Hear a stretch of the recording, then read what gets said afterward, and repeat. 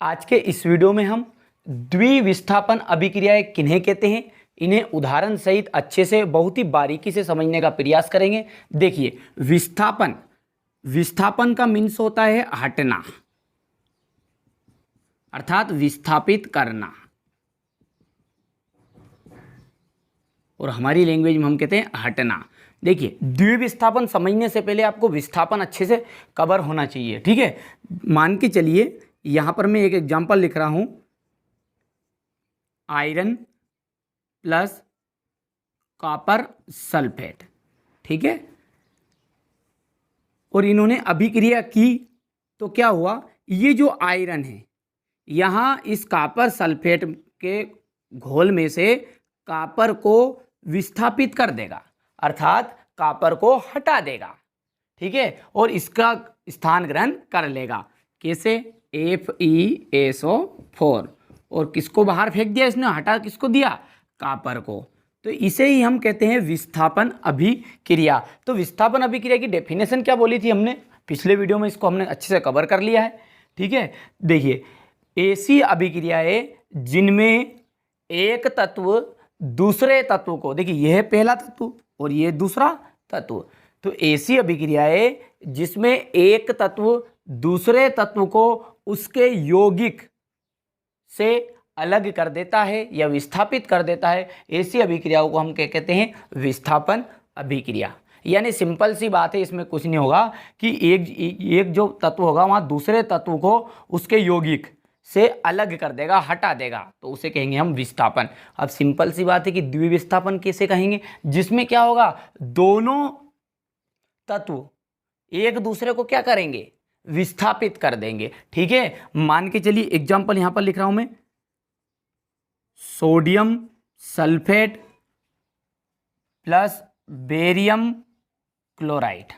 ध्यान से समझिएगा, ये जो सोडियम सल्फेट है और यहां पर है बेरियम क्लोराइड, इसमें क्या होगा, ये जो सोडियम है यहां किसको विस्थापित कर देगा, बेरियम को, ठीक है, यानी कि Ba को, और ये जो Ba है ये किसको विस्थापित कर देगा, सोडियम को, यानी कि दोनों एक दूसरे को हटा देंगे और उनकी जगहों पर जाकर बैठ जाएंगे। मान के देखिए क्या होगा कि ये जो Ba है ये कहाँ आ जाएगा, Na2 की जगह पर, और Na2 कहाँ चला जाएगा, Ba की जगह पर। तो यानी कि ऐसी अभिक्रिया है जिसमें दोनों तत्व एक दूसरे को क्या कर देते हैं, उनके यौगिक से विस्थापित कर देते हैं, अलग कर देते हैं, उन्हें कहते हैं हम द्विविस्थापन अभिक्रिया। क्या हुआ, देखिए ये जो Ba है SO4 के पास आ गया है, तो BaSO4 ये हो गया बेरियम सल्फेट, और Na2 और Cl2, तो यहाँ मिलकर क्या बन गया है, NaCl। और ध्यान से देखिए यहाँ पर Na के कितने अणु परमाणु हैं, 2 है, और Cl के भी 2 है, तो इसलिए इसके आगे हम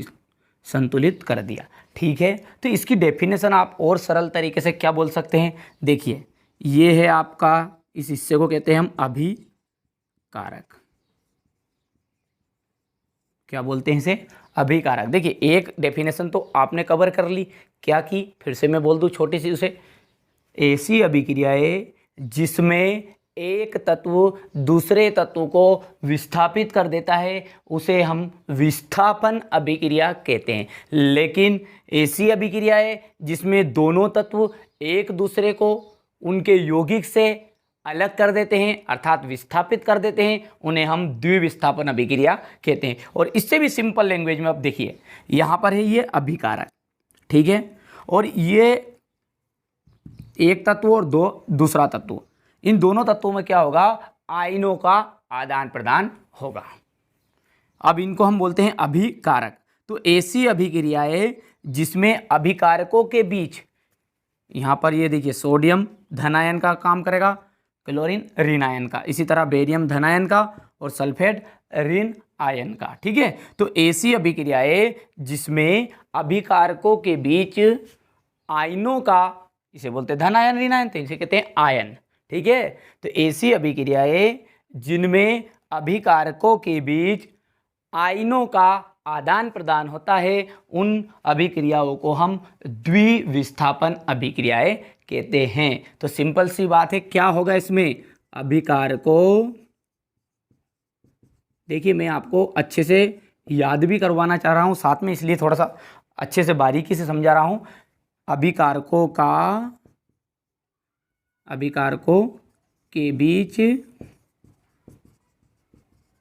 आयनों का आदान और प्रदान, आदान प्रदान मतलब लेन देन होगा, किनका होगा, अभिकारकों के बीच आयनों का आदान प्रदान होगा। उन अभिक्रियाओं को हम कहेंगे द्विविस्थापन अभिक्रियाएं। और एग्जाम्पल आप यहाँ से कवर कर लीजिएगा, मैं आपको अब नोट्स अच्छे से उपलब्ध करा रहा हूँ, स्क्रीनशॉट बढ़िया से ले लीजिएगा और अच्छे से कॉपी में कंप्लीट कर लीजिएगा। अब बढ़िया से आप द्विविस्थापन अभिक्रियाएं किन्हें कहते हैं, इसकी परिभाषा है और उदाहरण यानी कि समीकरण इसका बढ़िया से यहाँ से कंप्लीट कर लीजिएगा और अच्छे से नोट बनाते चलिए। और कोई भी यदि समस्या आपको है तो उसके कमेंट बॉक्स में आप कमेंट कर दीजिएगा, मैं आपकी समस्या का समाधान करने का प्रयास करूंगा। इस चैनल का मुख्य उद्देश्य यही है कि आपको अधिक से अधिक अंक प्राप्त कराया जाए। तो आप हमारी भावनाओं को समझते हुए अपने दोस्तों के साथ इस वीडियो को शेयर करिएगा और यदि अभी तक चैनल सब्सक्राइब नहीं किया है तो सब्सक्राइब जरूर करिएगा।